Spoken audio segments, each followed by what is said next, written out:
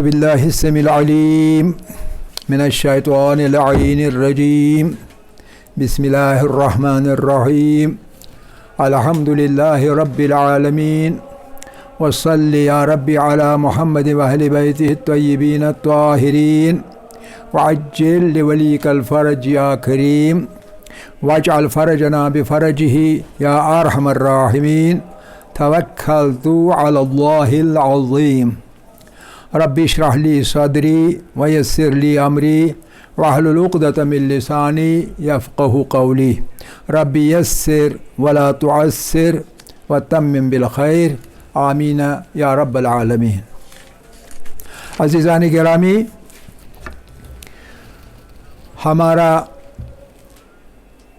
کلامی درس جو تھا عقائد کا درس، اس میں بھی ہم نے تمہیدی حصہ جو تھا وہ ختم کیا، اور پچھلی بار جب ہم نے یعنی کل ہم اس مقام پر پہنچے تھے کہ انسان جو بھی ہے وہ اپنے علم کی وجہ سے ہے، آموزش کی صلاحیت کی وجہ سے ہے، عقل و خرد کی وجہ سے ہے، اور عقل و خرد استعمال نہ کرے آدمی، اللہ نے دی ہوئی ہے، مگر ہم استعمال نہیں کریں گے تو آدمی جاہل رہے گا، عالم یا طالب علم نہیں بنے گا۔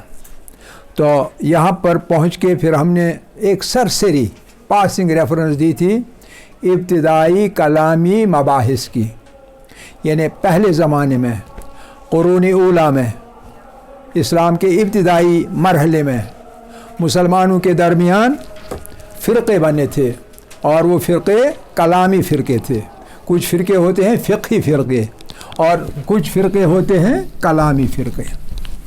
وہ کلامی فرقے جو ہیں، میں نے آپ کی خدمت میں عرض کیا تھا کہ وہ کلامی فرقے بہت جھگڑوں اور مخاصمت کی وجہ بن گئے، سبب بن گئے، اور کافی دیر تک لوگوں نے اپنا وقت برباد کیا، صرف کیا ایسے مخمصوں میں، ایسے جھگڑوں میں، ایسے مباحث میں جن مباحث میں بظاہر باہر نکل کیننے کی جگہ نہیں ہوتی ہے۔ دونوں طرف سے دلائل ہوتے ہیں، جیسے اشاعرہ بمقابل معتزلہ۔ اشاعرے کے حق میں بھی دلائل ہیں، حدیثیں بھی ہیں، قرآنی آیات بھی ہیں۔ اشاعرہ کے حق میں بھی اسی طرح دلائل قرآنی بھی ہیں اور حدیثیں بھی ہیں۔ تو لہٰذا یہ ایک ایسا بلائنڈ ایلی ہے جس بلائنڈ ایلی میں سے باہر نکلنا مشکل ہے، اور جو کوئی اس کے باوجود کوشش کرے گا کہ میں اسی میں لگا رہوں گا، اپنا وقت ضائع کرے گا، تضییع اوقات ہوگی۔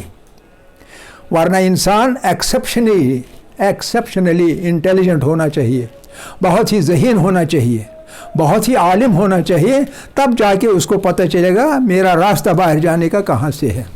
ہم نے آخر پہ آپ سے یہ کہا تھا کہ جہاں تک مذہب شیعہ اثنا عشری کا تعلق ہے، انہوں نے ایک ہی فارمولہ دے دیا، اور مسئلہ ہمارے لیے یعنی شیعہ اثنا عشری کے لیے حل ہو گیا۔ پھر وہ اس مخمصے میں نہیں رہے، اور وہ حل کیا تھا؟ وہ ایک جملہ تھا امام کا، لا جبر ولا تفویض، لا جبر ولا تفویض، نہ جبر ہے نہ جبر ہے، یعنی اشاعرہ یہ بھی نہیں ہے، ولا تفویض، نہ معتزلہ کا راستہ ہے، نہ اشاعرہ کا راستہ ہے، نہ معتزلہ کا راستہ ہے۔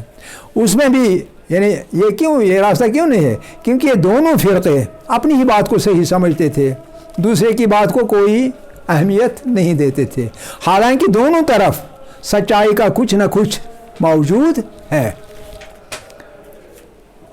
اب راستہ کیوں باہر نہیں آ رہا تھا؟ کیونکہ دونوں طرف دلائل ہیں، تو کیا کر سکتا ہے آدمی؟ جب آدمی مخمصے میں پڑے گا، لیکن جب عقل سے کام لے گا تو راستہ ہے، اور عقل سے راستہ یہی ہے، لا جبر ولا تفویض، نہ جبر ہے نہ تفویض ہے، نہ انسان مجبور ہے اور نہ انسان آزاد ہے، مجبور بھی نہیں ہے، آزاد بھی نہیں ہے، کوئی بیچ والا راستہ ہوگا۔ میں نے آپ کے سامنے ایک شاعر کا وہ دوہا پیش کیا تھا، کپلیٹ آپ کے سامنے پیش کیا تھا، اور اس نے عجیب انداز میں وہ شعر بیان کیا تھا، ایک دم سے سننے والا متاثر ہوتا ہے، کہتا ہے ہاں یہی صحیح ہے، حالانکہ وہ بھی صحیح نہیں ہے۔ ناحق ہم مجبوروں پر تہمت ہے مختاری کی، ناحق ہم مجبوروں پر تہمت ہے مختاری کی، جو کرے سو آپ کرے ہے، اللہ کے بارے میں، جو کرے سو آپ کرے ہے، ہم کو عبث بدنام کیا۔ اب دیکھیے دو مصروں کا ایک یہ بیت، اس بیت سے آپ کے ذہن پہ کیا اثر پڑے گا؟ کہیں گے ہاں بالکل صحیح بولا ہے، حالانکہ صحیح نہیں ہے۔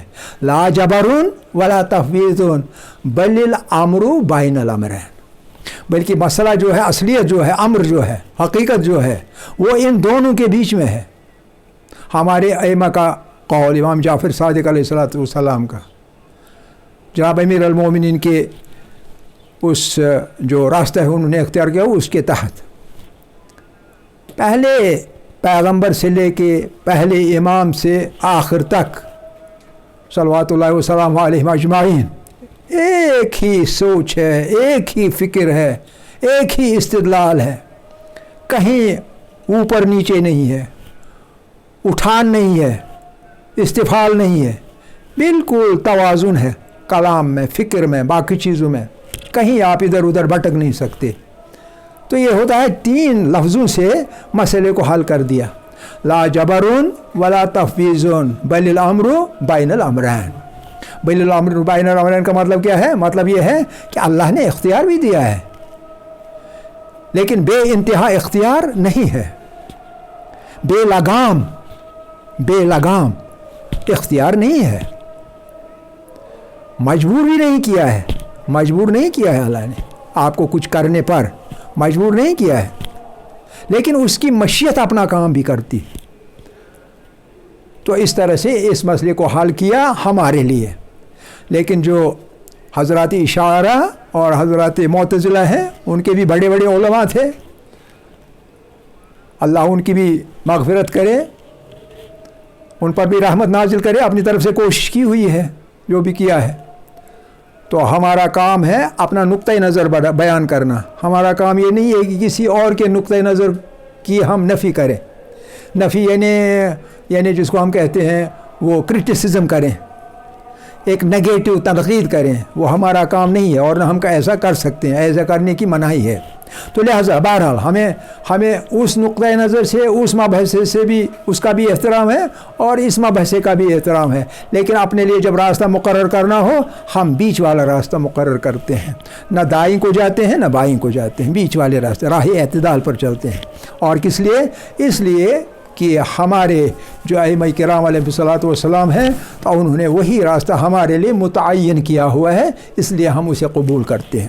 تو بہرحال اس بحث کو ختم ایک دم سے کرتے ہوئے ہم آئے تھے اس کے بعد نہیں آ جانا ہے ہم اس کے بعد کہ یہ سرسری مباحث جو ہیں ان کو سرسری طور پر ٹریٹ کر کے ہم آگے چلیں گے، کیونکہ اس میں وقت ضائع کرنے میں کوئی فائدہ نہیں ہے۔